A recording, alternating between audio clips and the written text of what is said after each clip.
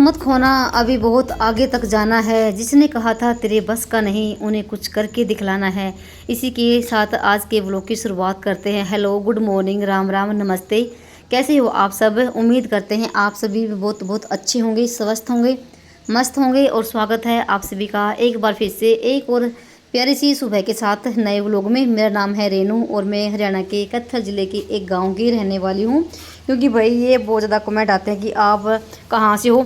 ये तो पता है कि मैं हरियाणा से हूँ, फिर भी ये पूछते हैं कि आप हरियाणा में कहाँ से हो। तो भाई मैं कैथल ज़िले में हूँ और एक गाँव में हूँ, बस ये है। और भाई यहाँ पर मैं छत पे आई हुई थी थोड़ा सा टहलने के लिए और थोड़ी सी एक्सरसाइज करने के लिए। तो नीचे की तो मेरी साफ़ सफाई मेरी हो चुकी है घर की, क्योंकि मुझे काफ़ी टाइम हो गया उठे हुए। संडे का दिन है और भाई मौसम भी बहुत ही प्यारा हो रखा है। और ये मौसम ना बारिश के बाद का है, क्योंकि रात को भी बहुत ज़्यादा तेज़ बारिश आई थी। और अभी भी देखो छत ना गिल्ली पड़ी है। तो अभी जैसे सूर्यदेव भी निकले हुए हैं पर बादलों के पीछे हैं। तो टाइम जैसे 6:06 का हुआ है। और अभी जैसे जैसे ना जब बारिश होती है और बारिश के बाद ना धूप ना भाई बहुत ही भयंकर वाली निकलती है। और ऐसा लग रहा था कि धूप ना बहुत तेज़ निकलेगी।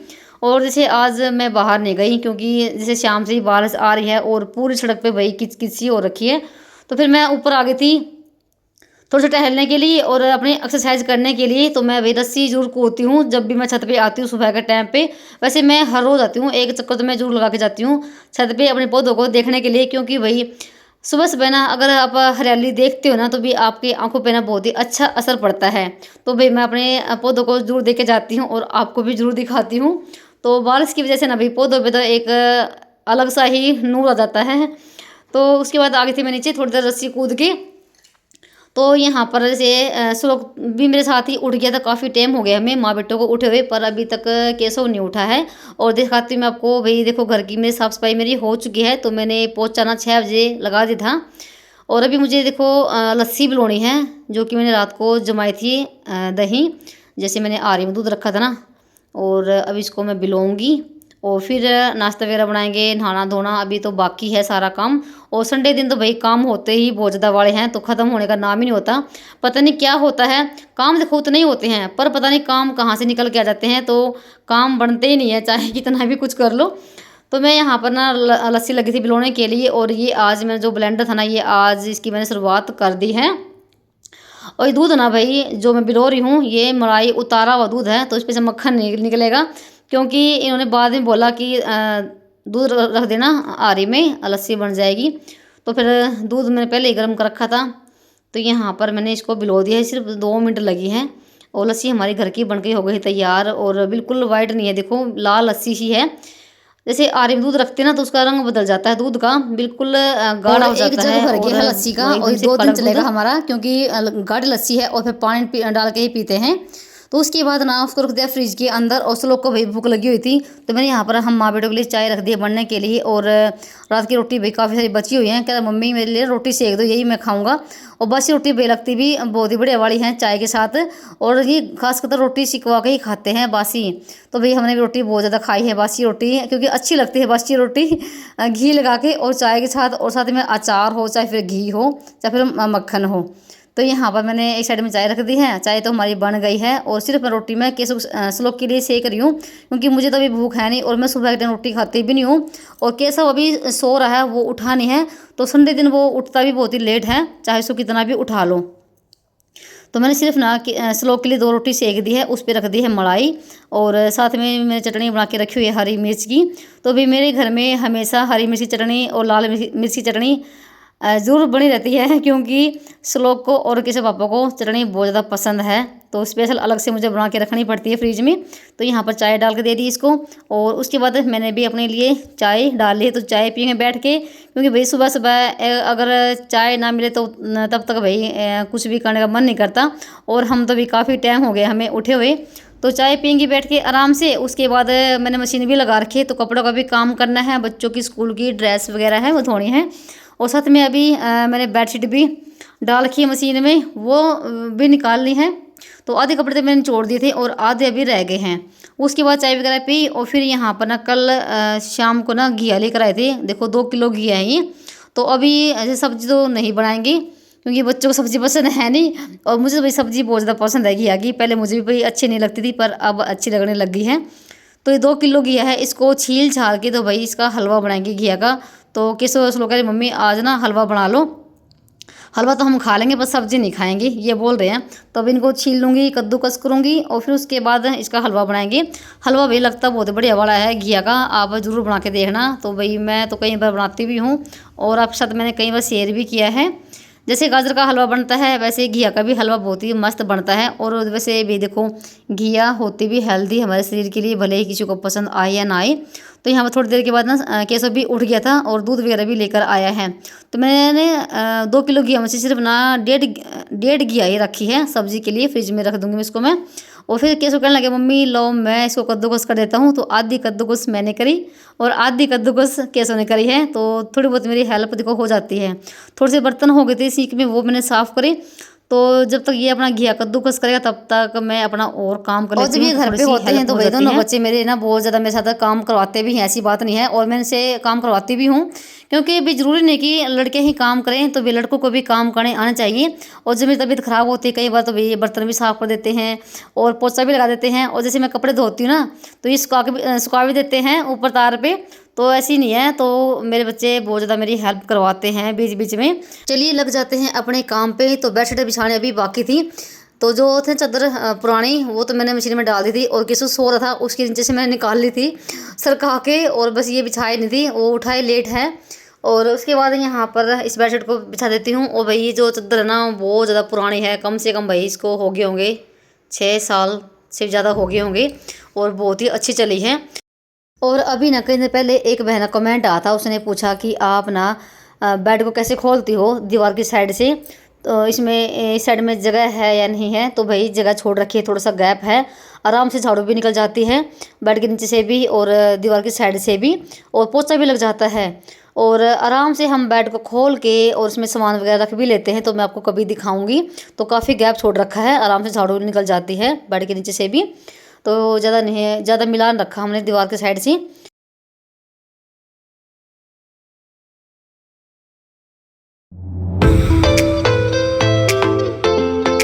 तो बेडशीट को तो मैंने बिछा दिया है और ये तकिए कवर है ये डाल देती हूँ। तो यहाँ पर मेरे कपड़े भी भाई भीग रखे हैं, तो अभी थोड़े से कपड़े मशीन से निकाल के आई थी। तो बीच बीच में सफाई का भी काम करना पड़ जाता है। और एक बहन का कमेंट ये आता, उसने पूछा कि आपने आरी बनाने की वीडियो डाल रखी है क्या।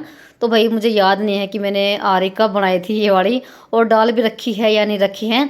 शायद मैंने आरी तब बनाई थी जब मैंने वीडियो बनाना शुरू किया था, तब के बाद मैंने शायद नहीं बना के डाली और ना ही मैंने आरी बनाई है। हाँ अंगीठी बनाने की तो मैंने देखो वीडियो कई बार बना के डाल रखी है।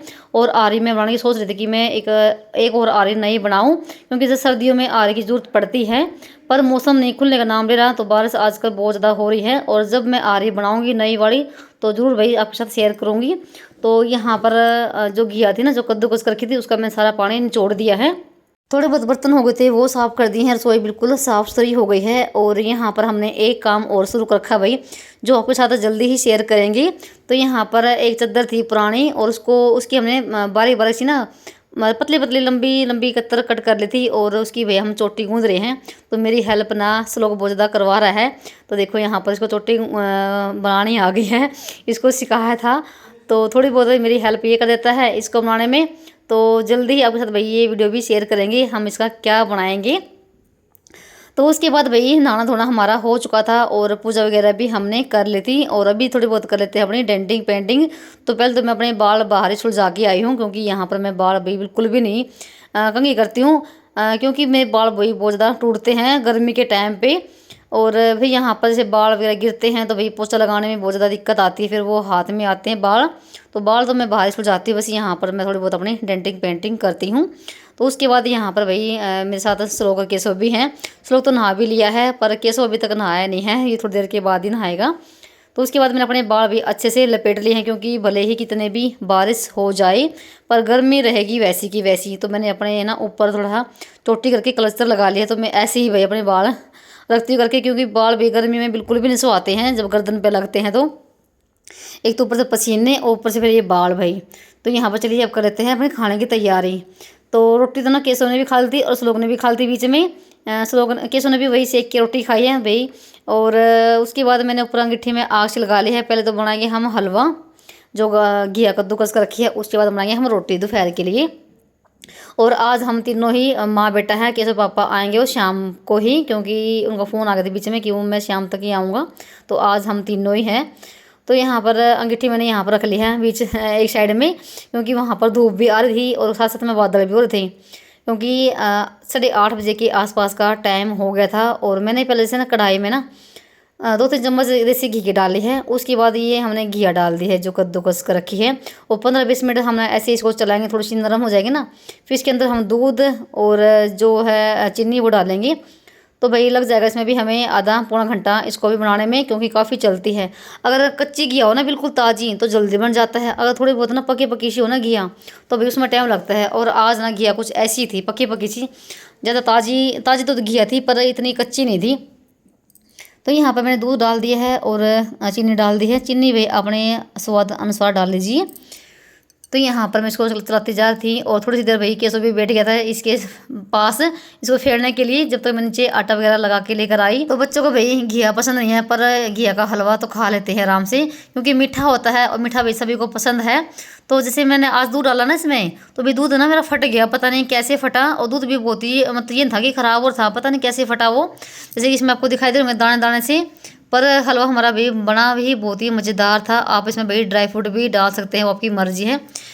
मेरे पास नहीं थे, मैंने नहीं डाला, और ऐसे ही बहुत ही बढ़िया वाला भाई हलवा बन गया था हमारा। और घिया की ना भाई बर्फ़ी भी बहुत ही बढ़िया वाली बनती है और हलवा भी, तो आप ज़रूर ट्राई करके देखना एक बार।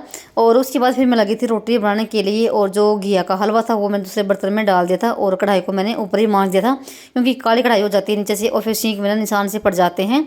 तो मैं जो काले बर्तन होते हैं ना वो मैं ऊपर ही मांज लेती हूँ। ऊपर ही मैंने एक साबुन उजूना रख रखा है। और यहाँ पर देखो भाई अंगीठी पे भाई फुली फुली रोटी कितनी बड़ी बड़ी बनती हैं। और ऊपर भाई हवा भी चल रही थी और मौसम जैसे कभी धूप निकल रही थी और कभी बादल हो रखे थे।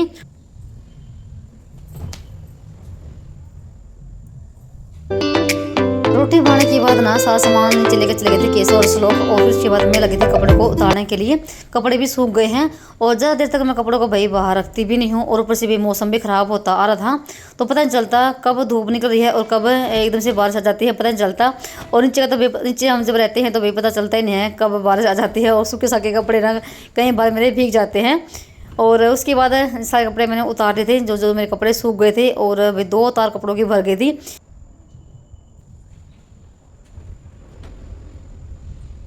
चलिए अब करते हैं हम थोड़ी सी खाने की तैयारी। तो मैं लगा रही हूँ दाल में तड़का। तो ये दाल भाई हमारी एक दिन पहले की बची हुई थी दोपहर की, और जब दाल बच जाती है तो चाहे तो मैं रोटी में डाल लेती हूँ और चाहे फिर मैं दोबारा से इसमें तड़का लगा लेती हूँ।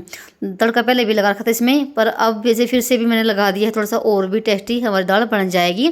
तो जीरा प्याज का तड़का लगाया है और यहाँ पर दाल भी हमारी देखो बन चुकी है। तो जिसको भी खानी होगी खा लेंगे।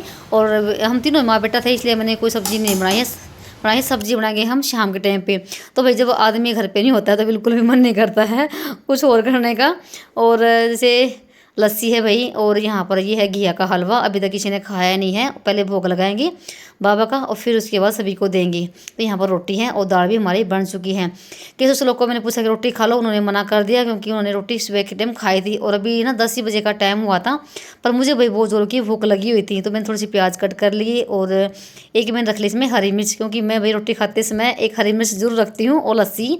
और भी दाल में डाल ले थोड़ा सा घी, क्योंकि भाई घी के बिना तो भाई खाना अधूरा है हमारे हरियाणा वालों का। तो भाई तो आज ही आप सभी भाई जिसको भी ये वाला खाना खाना हो, तो पहले तो मैं बाबा को भोग लगा के आई थी हलवे का, और उसके बाद फिर मैंने खाना खाया था। और फिर मैं यहाँ पर आके सोच कर यहाँ पढ़ाई, और मैं केसु के लिए थोड़ा सा हलवा लेकर आ गई थी, तो खा के बताएगा कैसा बना है। और इसी के साथ वीडियो का एंड करते हैं, मिलते हैं आप सभी को एक नए व्लॉग में। तब तक के लिए बाय बाय, राम राम जी।